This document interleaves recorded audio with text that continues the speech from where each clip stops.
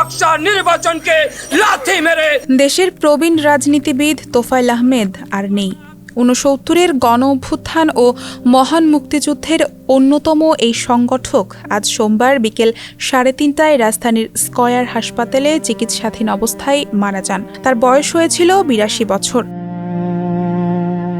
পরিবারের সদস্য ও ঘনিষ্ঠজনেরা জানান, দীর্ঘদিন ধরে বার্ধক্যজনিত নানা জটিলতায় ভুগছিলেন তোফায়েল আহমেদ। মৃত্যুকালে তিনি এক মেয়েসহ অসংখ্য শুভাকাঙ্ক্ষী রেখে গেছেন। আমরা সেই ৬২ সন থেকে স্লোগান দিয়েছি, জাগো জাগো বাঙালি জাগো। হাসপাতাল কর্তৃপক্ষ এক প্রেস বিজ্ঞপ্তিতে জানায়, গত ২৪ সেপ্টেম্বর তোফায়েল আহমেদ নিউমোনিয়াজনিত শ্বাসকষ্ট, হৃদরোগ ও শারীরিক দুর্বলতা নিয়ে হাসপাতালে ভর্তি হন।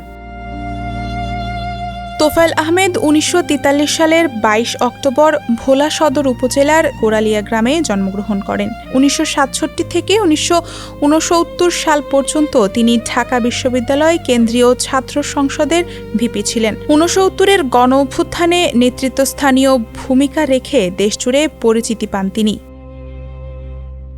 ১৯৭০ সালের নির্বাচনে মাত্র ২৭ বছর বয়সে তোফায়েল আহমেদ পাকিস্তান জাতীয় পরিষদের সদস্য নির্বাচিত হন। তিনি ৯ বার সংসদ সদস্য নির্বাচিত হন। একাধিকবার মন্ত্রী হিসেবেও দায়িত্ব পালন করেছেন।